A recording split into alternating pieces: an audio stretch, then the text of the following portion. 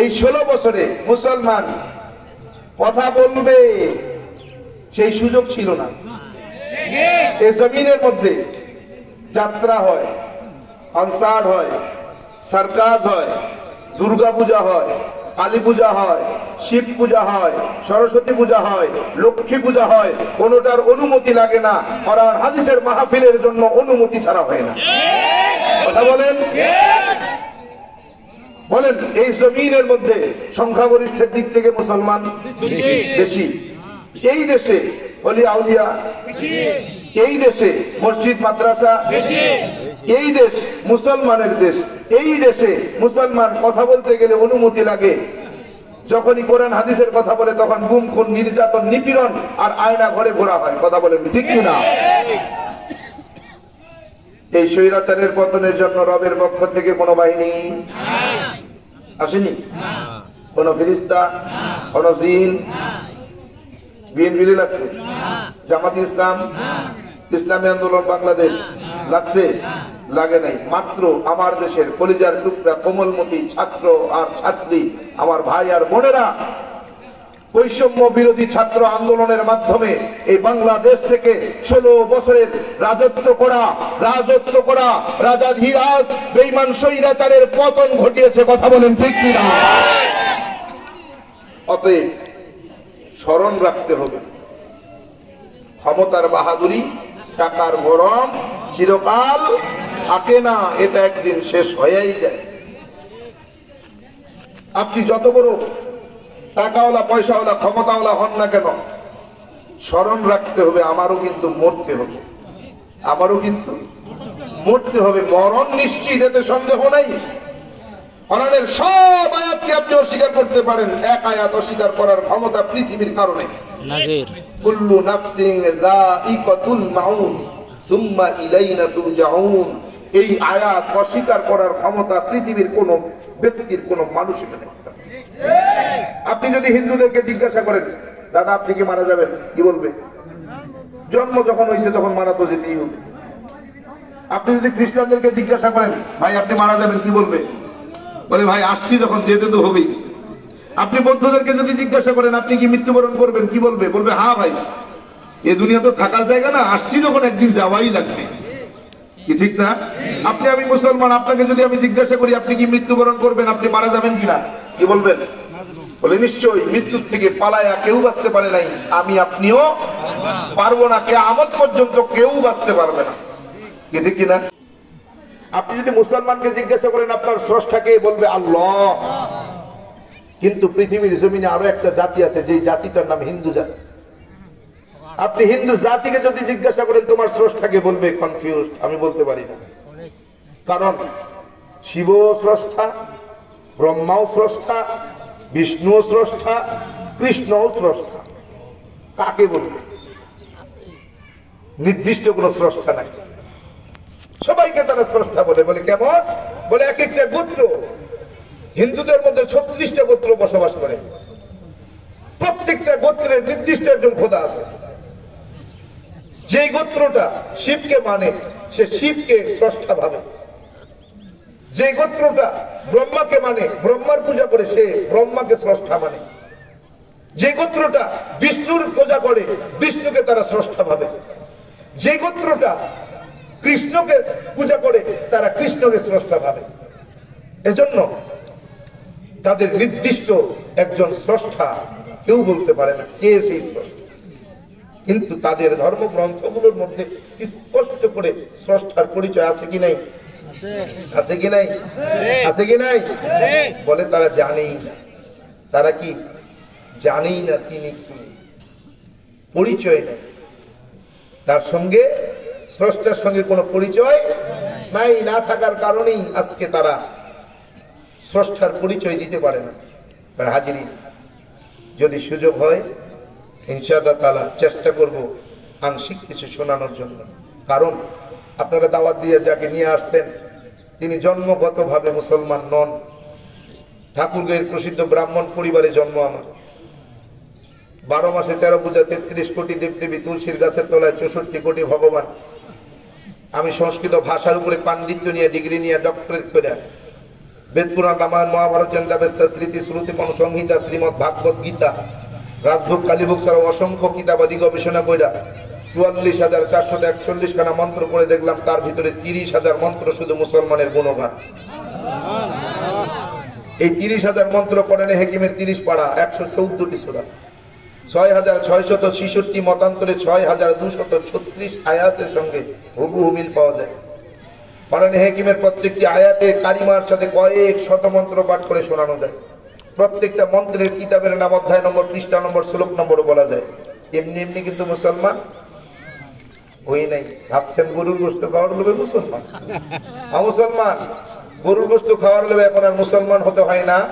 অনেক দাদা কাকা জেঠারা গোপনে গোপনে গরুর গোশত খায়। কি মিথ্যা বললাম? আপনি আপনার ধর্মগ্রন্থ নিয়ে আমার সামনে আসেন, আমি আপনাকে দেখাই দিই আপনার ধর্মে গরুর গোশত খাওয়া বৈধ, হালাল, হালাল। আপনার ধর্মগ্রন্থ দিয়ে আপনাকে প্রমাণ করে দিব আপনার ধর্মগ্রন্থে গরুর গোশত খাওয়া কি হালাল। আমি প্রমাণ করে দেব হালাল, আপনি আমাকে হারাম প্রমাণ করে দিবেন। যদি আপনার ধর্মগ্রন্থে গরুর গোশত খাওয়া হারাম প্রমাণ করে দিতে পারেন, কথা দিলাম আমি আপনার ধর্মে ফিরে যাব। কারণ বেদ বলতেছে, বেদ যিনি সর্বশেষ অবতার হয়ে আসবেন তার নামের প্রথম অক্ষর হবে ম। প্রথম অক্ষর কি? শেষের অক্ষর হবে দ। তিনি হবেন প্রশংসিত, জমিনে তার চাইতে প্রশংসিত ব্যক্তি আর দ্বিতীয় জন তৈরি হবে না। তিনি কে? মুহাম্মাদুর রাসূলুল্লাহ সাল্লাল্লাহু আলাইহি ওয়া আলিহি ওয়াসাল্লাম।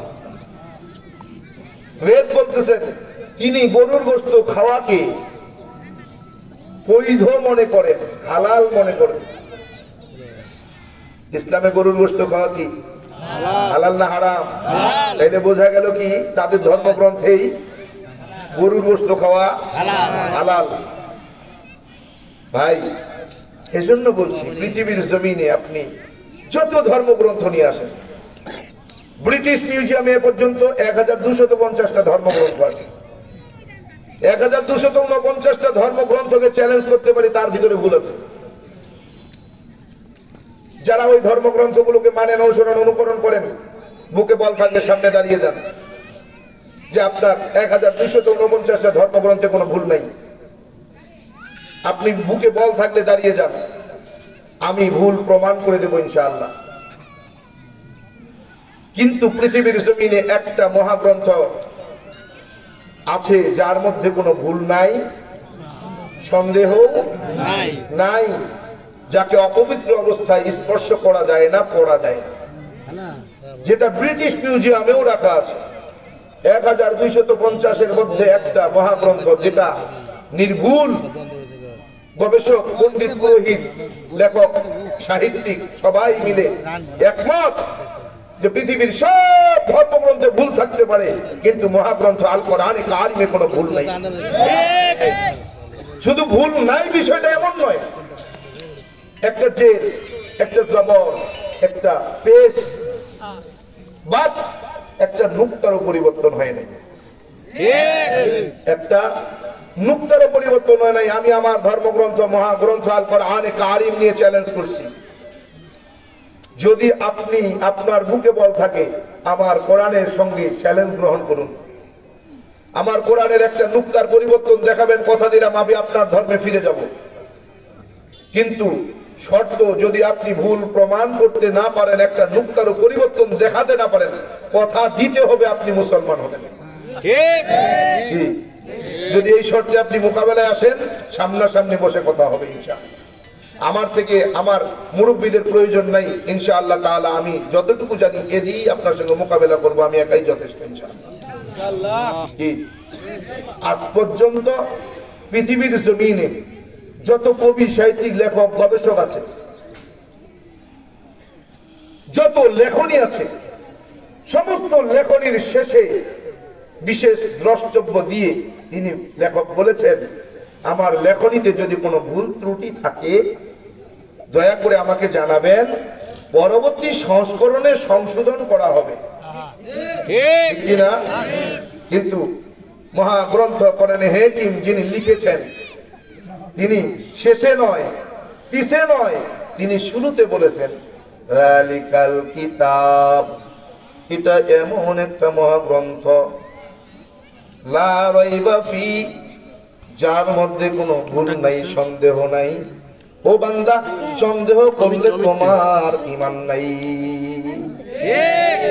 হুদাল লিল মুত্তাকিন, এটা কেবলমাত্র শুধুমাত্র একমাত্র পরহেজগারদের জন্য পথ প্রদর্শনকারী। কাদের জন্য? পরহেজগার কারা? পরহেজগারের প্রাথমিক গুণ থাকবে তিনটা। 3 গুণওয়ালা ব্যক্তিটা পরহেজগার হবে। এই 3টা গুণ যেই ব্যক্তির মধ্যে পাওয়া যাবে রে, ওই ব্যক্তিকে প্রাথমিকভাবে পরহেজগার হিসেবে চিহ্নিত করা যাবে। 1 নম্বর, আল্লাযীনা ইউমিনুনা বিল গায়ব, যারা মুত্তাকি হবে, পরহেজগার হবে, 1 নম্বর গুণ থাকতে হবে তারা আল্লাহকে দেখে নাই। আল্লাহ আছে না নাই? আল্লাহ আছেন, দেখছি না? আল্লাহ তাআলা জান্নাত বানাইছেন, যারা ভালো কাজ করবে মৃত্যুর পরে তাকে জান্নাতে দেওয়া হবে। জান্নাত দেখছি না? বিশ্বাস আছে? যে খারাপ কাজ করবে, গুনাহ করবে, তার জন্য আল্লাহ তাআলা জাহান্নাম বানায় রাখছেন। দেখি নাই? দেখছি নি? জাহান্নাম যে আছে, বিশ্বাস আছে না নাই? কবরের মধ্যে বান্দা তোমার আযাব হবে, কবরের আযাব কেউ দেখছি? বিশ্বাস আছে? হবে যে এটা সত্য, কি বিশ্বাস করি। এই না দেখা জিনিসগুলোর উপরে যে ব্যক্তি সাক্ষ্য দিবে, মুত্তাকি পরহেজগারের 1 নম্বর গুণ হলো আল্লাহ তাআলা যা ঘোষণা করছেন, দেখি আর না দেখি বিশ্বাস করা লাগবে। দেখি আর না দেখি বিশ্বাস করা লাগবে। 2 নম্বর, ওয়ায়ুকিমুনাস সালাহ, বলে নামাজ কায়েম করবে। নামাজ কি করবে? নামাজ কায়েম করা কাকে বলে? বলে ব্যক্তিগত জীবনে সে নিজে নামাজি হবে। ব্যক্তিগত জীবনে কি নামাজি হতে হবে, ব্যক্তিগত ভাবে সে নামাজ পড়বে, ব্যক্তিগত জীবনে নামাজি হবে, নামাজ পড়বে। পারিবারিক জীবনে সে নামাজি হবে, বলে একা নামাজ